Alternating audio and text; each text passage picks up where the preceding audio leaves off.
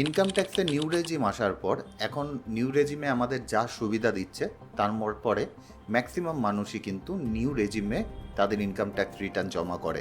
তা আমরা প্রত্যেকেই জানি কম বেশি যে নিউ রেজিমে আমাদের যে প্রথাগত যে ডিডাকশানগুলো থাকে, যে 80C 80D অথবা 80TTA 80TTB এই ধরনের যে সেকশনগুলোতে আমরা একটা ডিডাকশান পেতাম, সেই ডিডাকশানগুলো কিন্তু এখন আর পাওয়া যায় না। কিন্তু তারপরেও নিউ রেজিমে 15 থেকে 20টা এমন কিছু ডিডাকশান পাওয়া যায় যেগুলো ব্যবহার করে আমরা কিন্তু আমাদের ট্যাক্সের পরিমাণ অনেকটাই কমিয়ে নিয়ে আসতে পারি। তাহলে বন্ধুরা শুরু করা যাক আজকের ভিডিও শুরু করার আগে আমাদের ইনকাম ট্যাক্সের স্ল্যাবটা আমরা একবার দেখে নিই। আমরা যদি এই 2026-27 অ্যাসেসমেন্ট ইয়ারে স্ল্যাব দেখি তাহলে কিন্তু আমরা দেখতে পাবো 4 লাখ টাকা পর্যন্ত কোনো ট্যাক্স নেই। 4 লাখ টাকা থেকে 8 লাখ টাকা আমাদের 5%, 8 থেকে 12 10, 12 থেকে 16 15%, 16 থেকে 20 20%, তারপরে কিন্তু 20 থেকে 24-এ আমরা যদি যাই তাহলে কিন্তু 25%, এছাড়া 24-এর উপরে গেলে আমাদের 30% ট্যাক্স। এবার স্বাভাবিকভাবে অনেক মানুষের প্রশ্ন আসবে যে এই 12 লাখ টাকা পর্যন্ত তো আমাদের ট্যাক্সের ছাড় আছে আমরা জানি, তাহলে আমাদের এখানে 10%-এর যে ট্যাক্সের রেট আছে সেটা কেন দেখাচ্ছে? তার একটা বড় কারণ হলো আমাদের এইখানে যে রিবেট আন্ডার সেকশন 87A যেটা রয়েছে সেটা, অর্থাৎ আমাদের ইনকাম যদি 12 লাখ টাকা পর্যন্ত হয় সেক্ষেত্রে আমরা কিন্তু আমাদের আপ টু 60,000 টাকা পর্যন্ত আমরা ট্যাক্সে একটা রিবেট পাই। সে আপনি গভর্নমেন্ট এমপ্লয়ি হন বা নন গভর্নমেন্ট এমপ্লয়ি হন অথবা বিজনেসম্যান হন, যেই হোক না কেন, আপনারা যদি ইনকাম 12 লাখ টাকা পর্যন্ত থাকে তাহলে আপনি 87A-তে একটা রিবেট পান। তার জন্য কিন্তু আপনার 12 লাখ টাকা পর্যন্ত ট্যাক্স হয় না। তা সেটা ছিল আমাদের প্রথম ডিডাকশন অথবা এক্সেমশন যেটা আমরা নিউ ট্যাক্স রেজিমে পেয়ে থাকি। এরপরে আমরা যেটা দেখতে পাই, আমাদের যে স্ল্যাব যদি দেখি 4 লাখ টাকা পর্যন্ত আমাদের বেসিক এক্সেমশন লিমিট রয়েছে, অর্থাৎ 4 লাখ টাকা পর্যন্ত আমরা যদি ইনকাম করি বছরে তাহলে আমাদের কোনো ধরনের ইনকাম ট্যাক্স রিটার্নও জমা দিতে হয় না, এছাড়া ট্যাক্স পেমেন্ট করার তো কোনো প্রশ্নই নেই। এটাকে বলে বেসিক এক্সেমশন লিমিট। সুতরাং বেসিক এক্সেমশন লিমিটের একটা ছাড় সেটাও কিন্তু আমরা পাই। সেটার ক্ষেত্রে কিন্তু গভর্নমেন্ট নন গভর্নমেন্ট এমপ্লয়ি কোনো ধরনের কোনো কিছু ব্যাপার নেই, সবাই পাবেন, বিজনেসম্যান সবাই পাবেন। এছাড়া 3 নম্বরে আমরা যেটা দেখি সেটা হলো স্ট্যান্ডার্ড ডিডাকশন। এটা স্যালারিড এমপ্লয়ীদের ক্ষেত্রে হয়, গভর্নমেন্ট নন গভর্নমেন্ট দুজনের ক্ষেত্রেই হয়। 75,000 টাকা পর্যন্ত একটা স্ট্যান্ডার্ড ডিডাকশন প্রত্যেক স্যালারিড এমপ্লয়ি কিন্তু পান। এছাড়া অনেকের মাথায় আসবে যে যারা পেনশনার তাদের ক্ষেত্রে কী হবে। যারা পেনশনার হন তাদের ক্ষেত্রেও কিন্তু এই স্ট্যান্ডার্ড ডিডাকশন থাকে এবং সেটাও কিন্তু 75,000 টাকা পর্যন্তই থাকে। এবার যারা ফ্যামিলি পেনশন পান সেক্ষেত্রে নিয়মটা একটু আলাদা। ফ্যামিলি পেনশনের যে স্ট্যান্ডার্ড ডিডাকশন আছে সেটা 25,000 টাকা অথবা 1/3 অফ দ্য ফ্যামিলি পেনশন, যেটা কম সেটা। উদাহরণ হিসাবে যদি বলতে হয় তাহলে আমাদের বলতে হবে যে ধরুন আপনার ফ্যামিলি পেনশন আছে 50,000, সেক্ষেত্রে 1/3 অফ 50K যদি আমরা করি তাহলে মোটামুটি রকমভাবে 15,000-15,500 টাকা ধারে কাছে আসে। সেক্ষেত্রে আমরা 25,000-এর ডিডাকশান পাবো না, 15,000-15,500 যেটা আমাদের আসবে সেটা পাবো। আর যদি আমাদের ফ্যামিলি পেনশন 1 লাখ টাকা হয়, 1/3 অফ 100K যদি আমরা করি সেক্ষেত্রে আমাদের 33,000-এর উপরে আমাদের স্ট্যান্ডার্ড ডিডাকশান আসছে, সেক্ষেত্রে আমরা কিন্তু 25,000 টাকা পর্যন্তই এই ফ্যামিলি পেনশনের স্ট্যান্ডার্ড ডিডাকশান পাবো। 5 নম্বরে আমাদের 80CCD2 অর্থাৎ এমপ্লয়ার কন্ট্রিবিউশন টু এনপিএস। আপনি যদি স্যালারিড পার্সন হন এবং এনপিএসে আপনি ইনভেস্ট করেন এবং আপনার হয়ে যদি আপনার এমপ্লয়ার কোনো ধরনের কোনো ইনভেস্টমেন্ট করে সেক্ষেত্রে সেই অংশটা কিন্তু 80CCD2-তে আমরা ছাড় পাই। এক্ষেত্রে দেখা যায় যে 14% যে ডিডাকশান পাওয়া যায় এটা গভর্নমেন্ট এমপ্লয়ি পান। এছাড়া 10%-এর ডিডাকশান, অর্থাৎ এটা ম্যাক্সিমাম ডিডাকশান, সেটা নন গভর্নমেন্ট এমপ্লয়ি পেতে পারেন। অর্থাৎ আপনার বেসিক প্লাস ডিএ যদি ধরা যায় যে 10 লাখ টাকা, সেক্ষেত্রে যে গভর্নমেন্ট এমপ্লয়ি আছেন উনি কিন্তু 1,40,000 টাকা পর্যন্ত এই ডিডাকশান পেতে পারেন। নন গভর্নমেন্ট এমপ্লয়ি যিনি আছেন ওনার ক্ষেত্রে 1 লাখ টাকা পর্যন্ত ডিডাকশান হবে। এরপরে অগ্নিবীর কর্পাস ফান্ডের ক্ষেত্রে আমরা দেখতে পাই যারা ইন্ডিয়ান আর্ম ফোর্সে আছে তাদের ক্ষেত্রে এই ডিডাকশানটা পাওয়া যায় এবং এক্ষেত্রে গভর্নমেন্ট এমপ্লয়িরা কিন্তু এই ছাড়টা পায়, নন গভর্নমেন্টের ক্ষেত্রে তো কোনো ধরনের কোনো অপশানই নেই। এরপরে বলে রাখি যে standard deduction for house property income. আমাদের যদি হাউস প্রপার্টি থেকে কোনো ধরনের কোনো রোজগার থাকে সেক্ষেত্রে একটা ফ্ল্যাট 30%-এ আমরা কিন্তু একটা ছাড় পাই।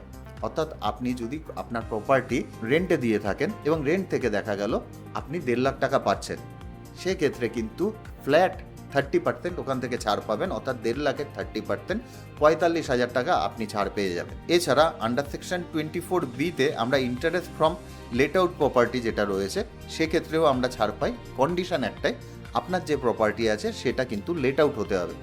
উদাহরণ হিসাবে বলি যে ধরে নিলাম আপনার একটা হাউস প্রপার্টি রয়েছে, ওই প্রপার্টিতে আপনিই থাকেন এবং সেই প্রপার্টির এগেনস্টে কোনো লোন রয়েছে এবং আপনি 2 লাখ টাকা ইন্টারেস্ট দেন, আপনি কিন্তু কোনো ধরনের কোনো ছাড় পাবেন না। কিন্তু ওই প্রপার্টিতে যদি আপনি দেখা গেল কোনো ভাড়া দিয়েছেন এবং ভাড়া দেওয়াতে আপনি সেখানে দেখা গেল যে 2.5 লাখ টাকা আপনি রেন্ট পাচ্ছেন এবং আপনার ইন্টারেস্ট আছে 2 লাখ টাকা, সেক্ষেত্রে কিন্তু এই 2.5 লাখ টাকা থেকে 30% তো আপনি বাদ পাবেন, তার সাথে সাথে এই হাউস বিল্ডিং লোনের যে ইন্টারেস্ট আছে সেটাও বাদ পাবেন। একটা জিনিস মাথায় রাখতে হবে, ফিগার কিন্তু মাইনাসে যাওয়া যাবে না, অর্থাৎ আপনার ধরে নিলাম যে 30% বাদ দেওয়ার পর আপনার 1.5 লাখ টাকা আসলো আপনার ইনকাম, তারপরে আপনি 2 লাখ টাকা ইন্টারেস্ট রয়েছে আপনার, তাহলে আপনি 1.5 লাখ টাকা থেকে 2 লাখ বাদ দিয়ে আরও 50,000 টাকা অন্য ইনকামের থেকে বাদ নেবেন, সেটা কিন্তু হবে না। এছাড়া এক্ষেত্রে যে ইন্টারেস্ট ছাড় পাওয়ার লিমিট রয়েছে সেটা কিন্তু আনলিমিটেড রয়েছে। এরপর 9 নম্বরে আমরা দেখি যে লং টার্ম ক্যাপিটাল গেনের ক্ষেত্রে আমরা কিন্তু একটা ছাড় পাই 1,25,000 টাকা পর্যন্ত। এক্ষেত্রেও যে গভর্নমেন্ট নন গভর্নমেন্টের কোনো ব্যাপার নেই অথবা বিজনেসম্যানেরও কোনো ব্যাপার নেই, সমস্ত ধরনের ব্যক্তি যাদের কিনা long term capital gain share অথবা মিউচুয়াল ফান্ড বিক্রি করে হয়েছে, সেক্ষেত্রে 1,25,000 টাকা পর্যন্ত তারা কিন্তু এই লং টার্ম ক্যাপিটাল গেনে ছাড় নিতে পারবেন। নিউ রেজিমেও নিতে পারবেন, ওল্ড রেজিমেও নিতে পারবেন।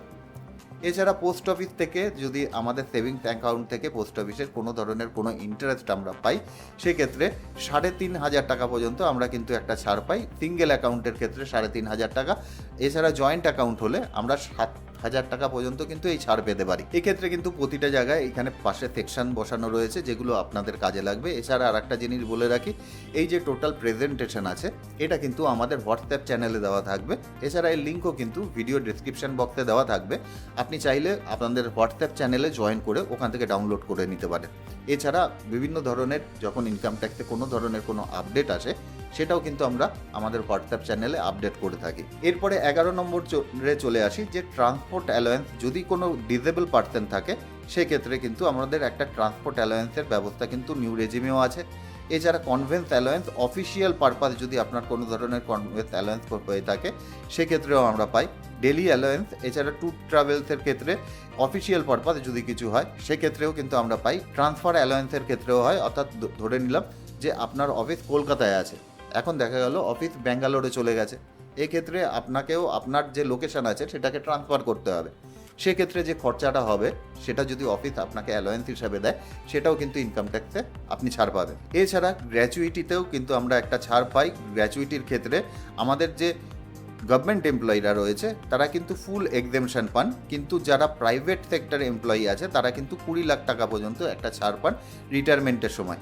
লিভ এনক্যাশমেন্টের ক্ষেত্রে যদি আমরা দেখি সেক্ষেত্রেও কিন্তু আমরা গভর্নমেন্ট এমপ্লয়িদের ক্ষেত্রে ফুল এক্সেমশন দেখতে পাই, কিন্তু 25 লাখ টাকা পর্যন্ত পাই আমরা প্রাইভেট সেক্টর এমপ্লয়িদের ক্ষেত্রে। ভিআরএস এর ক্ষেত্রে যদি দেখি সেক্ষেত্রে 5 লাখ টাকা পর্যন্ত আমরা একটা ছাড় দেখতে পাই। ইপিএফে কোনো ধরনের কোনো যদি আমাদের কন্ট্রিবিউশন থাকে এবং সেটা উইথড্র করি সেক্ষেত্রে সেটা যদি 5 বছর হয়ে গিয়ে থাকে তাহলে পুরোপুরি রকমভাবে কিন্তু ট্যাক্স ফ্রি হয়। এছাড়া এবার চলে আসি যারা বিজনেসম্যান তাদের ক্ষেত্রে। বিজনেসের ক্ষেত্রে আমাদের যদি কোনো ধরনের কোনো ডেপ্রিসিয়েশন থাকে সেই ডেপ্রিসিয়েশনও কিন্তু আমরা ছাড় পাই, অর্থাৎ আমাদের রোজগার যদি হিসাব করে দেখা যায় যে 20 লাখ টাকা এসছে এবং দেখা গেল আমাদের কাছে 30 লাখ টাকার প্রপার্টি রয়েছে, সেই প্রপার্টি 10% 15% বিভিন্ন রেটে আমাদের ডেপ্রিসিয়েশন হওয়ার পর 4.5 লাখ টাকা এসছে, সেক্ষেত্রে কিন্তু দেখা যাবে যে ওই 20 লাখ টাকা থেকে 4.5 লাখ টাকা বাদ যাওয়ার পর আমাদের ইনকাম 15.5 লাখ টাকা হবে এবং এই 15.5 লাখ টাকার উপরেই আমাদের ট্যাক্স পেমেন্ট করতে হবে। এছাড়া সুকন্যা সমৃদ্ধি যোজনাতে কেউ যদি ইনভেস্ট করে তার ইন্টারেস্ট পুরোপুরি রকমভাবে ট্যাক্স ফ্রি। পিপিএফে ইনভেস্ট করলে সেটাও কিন্তু পুরোপুরি রকমভাবে ট্যাক্স ফ্রি। লাইফ ইন্স্যুরেন্সে যদি কেউ ইনভেস্ট করে সেক্ষেত্রেও কিন্তু তার যে ম্যাচুরিটি অ্যামাউন্ট সেটা ট্যাক্স ফ্রি। এটা কিছু কন্ডিশন অবশ্যই আছে, সেই কন্ডিশন জানতে গেলে আপনারা এই ভিডিওটা দেখে নিতে পারেন, আমি ডিসক্রিপশন বক্সেও লিঙ্ক দিয়ে রাখবো, যে ওই কন্ডিশন যদি আপনার ফুলফিল করে যায় তাহলেই কিন্তু আপনার সেই ইনকামটি পুরোপুরি রকমভাবে ট্যাক্স ফ্রি হবে, না হলে কিন্তু সেটার উপর আপনাকে ট্যাক্স পেমেন্ট করতে হবে। এছাড়া আপনি যদি কোনো ধরনের কোনো গিফট পান আপনার রিলেটিভের ক্ষেত্রে সেক্ষেত্রেও কিন্তু সেটা ট্যাক্স ফ্রি ইনকাম। এছাড়া এগ্রিকালচারাল ইনকাম যদি আপনার কিছু থাকে সেটাও কিন্তু ফুললি এক্সেমটেড ইনকাম। তো এতগুলো প্রায় 24 থেকে 25টা ডিডাকশন অথবা এক্সেমশন আমরা দেখতে পাচ্ছি, যার উপর নিউ রেজিমেও আমাদের কোনো ধরনের কোনো ট্যাক্স দিতে হবে না। এরপরেও যদি কোনো পয়েন্ট আপনাদের মাথায়ও আসে যেটা আমি বাদ দিয়ে চলে গেছি, আপনারা কমেন্ট সেকশনে লিখতে পারেন। তাহলে দেখা হচ্ছে নেক্সট ভিডিওতে, ততক্ষণের জন্য বাই।